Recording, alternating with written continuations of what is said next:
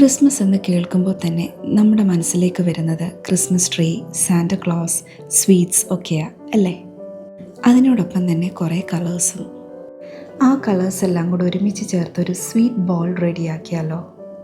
അതിനായിട്ട് ഒരു ബൗളിൽ ഞാനിപ്പോൾ എടുത്തിരിക്കുന്നത് ഒരു 180 ഗ്രാമിൻ്റെ ക്രീം ചീസാണ്.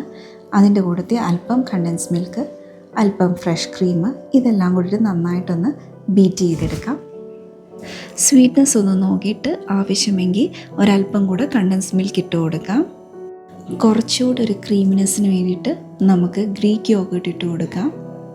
നമ്മൾ എടുത്തു വെച്ചിരിക്കുന്ന ഫ്രൂട്ട്സിൻ്റെ ക്വാണ്ടിറ്റി അനുസരിച്ച് നമുക്ക് അല്പം കൂടെ ഗ്രീക്ക് യോഗർട്ട് ഇട്ട് കൊടുക്കാം. എല്ലാം ഒന്ന് മിക്സ് ആകുന്നിടം വരെ നന്നായിട്ടൊന്ന് ബീറ്റ് ചെയ്ത് കൊടുക്കാം. ഫ്രൂട്ട് സാലഡ് നമ്മളെല്ലാവർക്കും ഇഷ്ടപ്പെട്ടതാണല്ലേ? ഇനി കട്ട് ചെയ്ത ഫ്രൂട്ട്സ് എല്ലാം കൂടെ നമുക്ക് ഒന്ന് അറേഞ്ച് ചെയ്ത് വെക്കാം.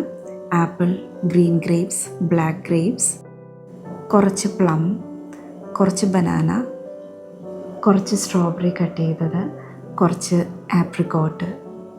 അതുപോലെ തന്നെ നിങ്ങൾക്ക് ഇഷ്ടമുണ്ടെങ്കിൽ റേസിൻസ്, പിസ്ത, ബദാം ഇങ്ങനെ ഡ്രൈ ഫ്രൂട്ട്സും ഇട്ട് കൊടുക്കാം. ഒന്ന് ക്രഷ് ചെയ്തിട്ടിട്ട് കൊടുക്കാം. എൻ്റെ മോൾക്ക് ഇതൊന്നും ഇഷ്ടമല്ലാത്തതുകൊണ്ട് അതൊന്നും ഞാൻ ഇടുന്നില്ല. അതിനുശേഷം നമ്മൾ മാറ്റി വെച്ച ക്രീമിൻ്റെ മിക്സ് ഇതുപോലെ ഒഴിച്ചു കൊടുത്തിട്ട് നന്നായിട്ടെല്ലാം കൂടെ ഒന്ന് മിക്സ് ചെയ്തെടുക്കാം.